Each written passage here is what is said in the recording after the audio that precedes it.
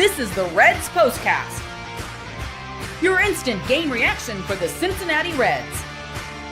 Part of the Locked On Podcast Network, your team every day. Hello, everyone, and welcome to another installment of the Reds POSTCAST, brought to you by our friends at Locked On Reds and the Locked On Media Network. I'm Tim Daniel. I've been covering the Reds in podcast form for 5 years at publications such as Late Night Reds and The Riverfront. If you're checking me out for the first time here on the POSTCAST, please be sure to subscribe to us and hit that bell button so you never miss an episode of myself or my good friends Jeff Carr and Stephen Offenbaker with Locked On Reds, Monday through Friday. We're also available on your podcast app of choice if you can't keep with us here on YouTube. So you can take us to the gym, take us in the car, take us on your road trip, you name it, we're there with you. And tonight, a little early evening match, we're talking about the Cincinnati Reds, victorious for the second night in a row, but most importantly, taking game one of the matchup against the Guardians, 5-4.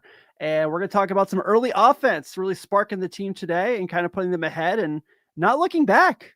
Once they, Cleveland made it interesting, but they never caught up and tied the game. We're going to talk about Brady Singer's redemption, not just coming off the Astros game, but his tenure in his career pitching against the Guardians has not been very good. So a nice day for him. And I think we can all just say it. Austin Hayes is awesome, right? When he's in the lineup, things are just different. This team has now scored 12 runs in the last 2 days. We've got a whole lot to get to. We're brought to you today by our good friends at Gametime. Create an account, use code LOCKEDONMLB, and save some money on your first order. All right, folks, let's have some fun today. Let's talk about it. This is what you'll be talking about. Marcus Kidwell says it right here. I think we owe Benson an apology, and I think that's completely fair. So today the Reds got some early offense, and it's really funny that happened because I listened to Terry Francona on his pregame show today with Tommy Thrall, and one of the things he mentioned was when we score first, we just feel better. We have a lot of energy. If we get it to it early, things just kind of make it seem like, we just kind of settle in a little easier. And I'm sure that's fair for every professional athlete. If you get off to a big lead, you feel more comfortable, obviously. But what we really want to talk about here is that this team did it super early against Tanner Bybee, who is the Guardians' ace, has been their best pitcher now this year. I still thought pitched pretty well, even with the runs he gave up, but the Reds were able to get to him and make something happen. So the second inning, it's 0-0 going to the second. And the Reds got a little bit in the first inning. Ellie gets a single. Friedel kind of got kind of screwed on a bad strike 3 call that I thought was a ball 4. And so you kind of thought it was just that maybe things are kind of going to go their way. So then they go in the next inning. Gavin Lux starts them off with a single in the second. So you get, and that's a nice start there. Spencer Steer comes up a couple batters later, gets the double, leads to Will Benson 3-run home run against his former team, the Guardians, for his second of the year and his second as many days.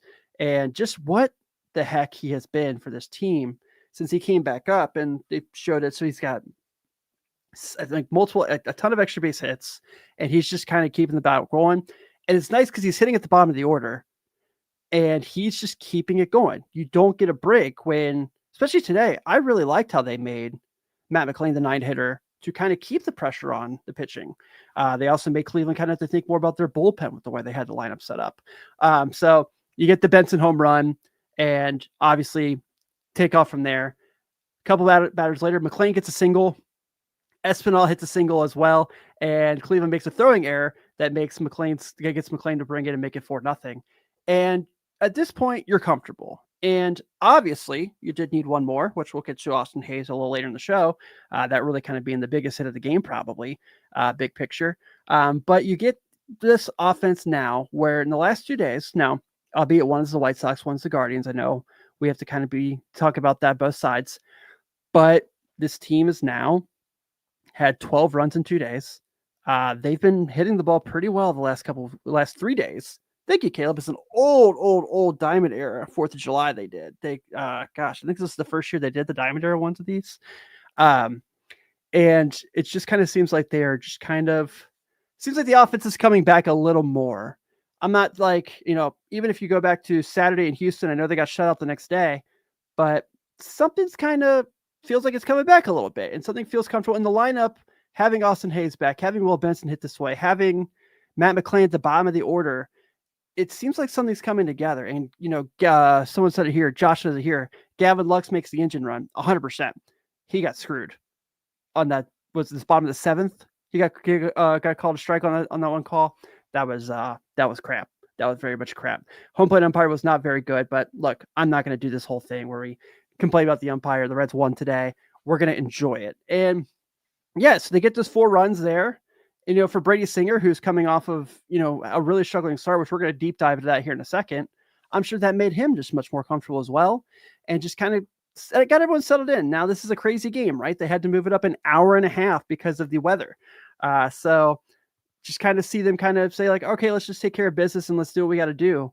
It was pretty great. So want to make sure we give some love out there because that was an excellent win for the Redlegs today. And shout out the early offense. Shout out Will Benson.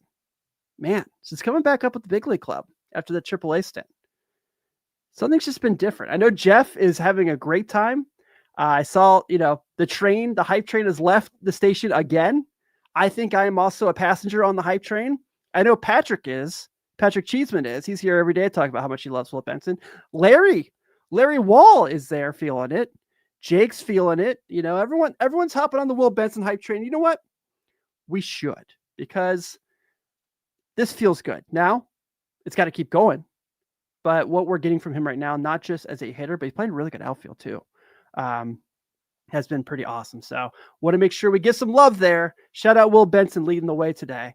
And Brady Singer, guys, had a nice bounce back today in more than one way. And I want to get to that here in just a second after the break.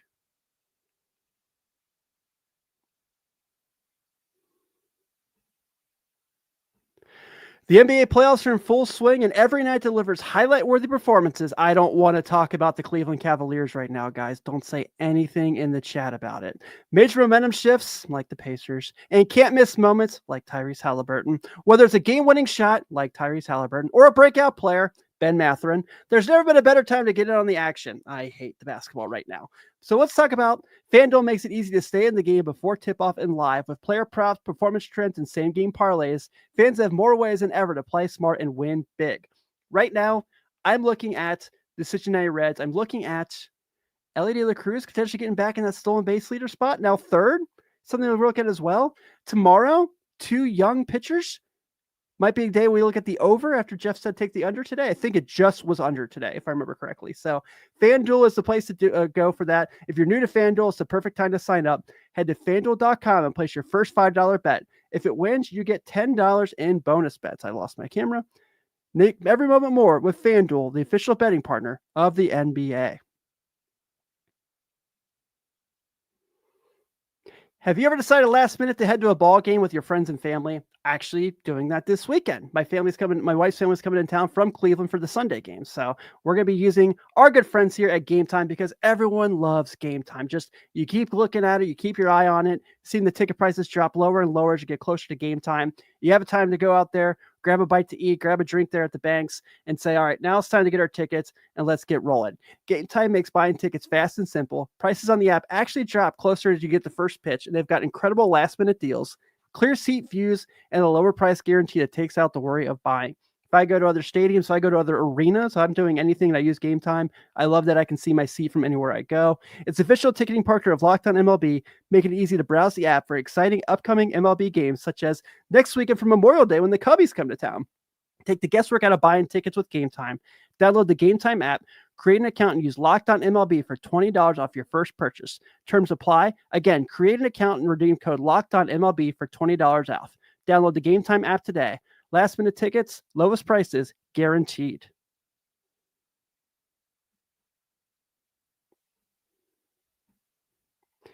Thank you all for tuning in tonight on the POSTCAST. This is pretty fun.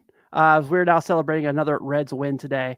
A 5-4 win over the Guardians. If you are checking me out for the first time again, I definitely appreciate it. But be sure to subscribe to get all of our Reds content, not just from me here on the POSTCAST, but Jeff Carr and Stephen Offenbaker, Monday through Friday on Locked On Reds. Guys, we had a lot of fun today. But let's talk about where this really kind of got in the favor of the Reds. We knew this was our day. Time to reveal where the game was won or lost. It's the turning point. Look, it's a celebration sensation called Will Benson. Will Benson, 3-run home run today. I know they did put some more updates on there as well. They put some more runs on as well, but and Austin Hayes obviously has a big homer, but I feel like Will Benson really deserves a highlight like today. Before we get into it, Jake asks, what's up with Hunter Green? Looks like he pitched a bullpen today, so it sounds like they're getting comfortable with him coming back pretty soon, and that is only good news from here. Yeah, absolutely, Steve. Without the home run, they lose, for sure. I agree. So let's talk about Brady Singer today because this was a game that he needed for more than one reason. The first one is that obviously he's coming off the start against Houston where he lasted just 2 1/3 and really struggled. Had a really rough outing, wasn't himself, wasn't what we've seen from him in this Reds tenure, and just needed a bounce back. The second one, he pitched 15 starts in his career with the Kansas City Royals against the Cleveland Guardians and had a high 4.84 ERA, just under 5. They had his number. And today, they did everything they possibly could to go against them because they used a lot of lefties in the lineup today. And he did have a lengthy ending there, I understand. Obviously, in his second to last inning where he threw too many pitches. And Cleveland's a good team, so I'm not mad at him for that. But really kind of kept him cool and collective, kept the team in it, did really well today. Had 5 innings, 4 strikeouts, did have 3 earned runs and 3 walks. I know he's going to kind of tell you that he probably didn't feel like he had his best stuff, but this was a nice bounce back for him. A game that he really needed, a game the Reds probably really needed, and to see him kind of go out there and take care of business, even if it wasn't his finest performance, seeing him get that game was pretty awesome. So shout out Brady Singer, going 5 innings today, picking up his 5th one of the year. And I suspect we're going to see that get back. We're going to see him get back to what we've seen from him so far pretty soon. And the man just keeps getting run support, doesn't he? Just continues to get some excellent run support. So shout out to him on that.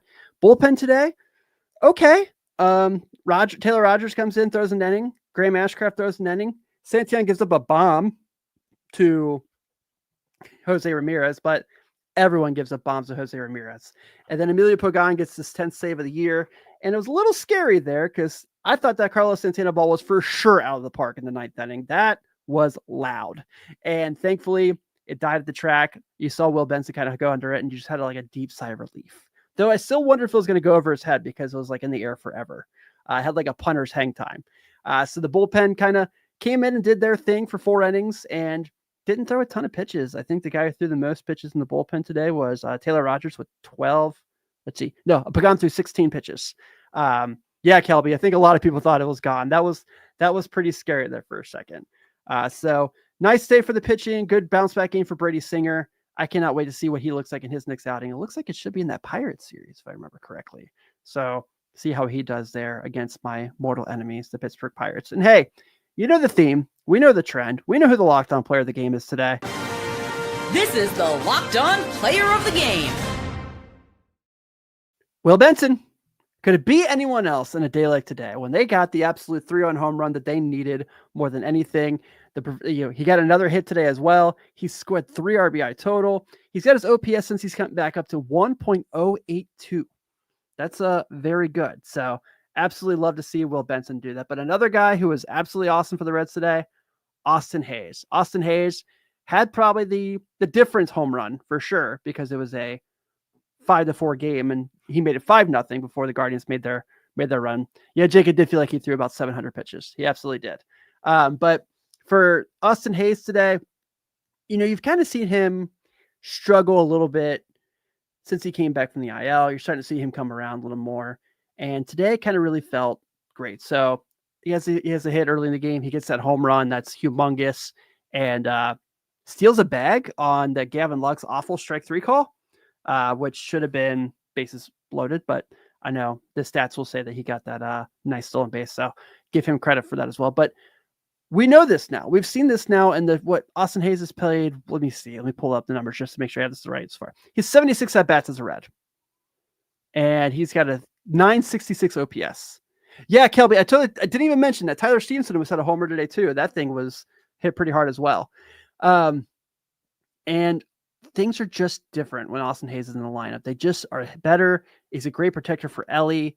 And you kind of just see the lineup just kind of come into place. And like I said now, Friedel seems like he's healthy, so that's good. He came back today. Santiago Espinal's kind of come back down to earth. I think he's just such a good contact hitter that I don't mind him in the 2 spot. Then you kind of work down with Ellie. And so it's Ellie, Hayes, Lux, Stevenson, or Trevino, or whoever that is, so on and so forth. You have so many options here. If they can get going, then we might have something there. I know like it's a lot to say right now because of how they haven't played very well through the last couple of weeks in May. And I know we're talking about just a 2-game win streak, but I will take it. And I think we're all going to be really happy as well. Kelby, I didn't even think about that. The Ellie stolen base, where that was a little scary for a second, where they threw to Santana and Ellie had already taken off has that great instinct to take second base. So that was pretty cool. Just a great day for the Reds. We're going to go ahead and put a bow on this one. The Cincinnati Reds are victors for the 22nd time of the season.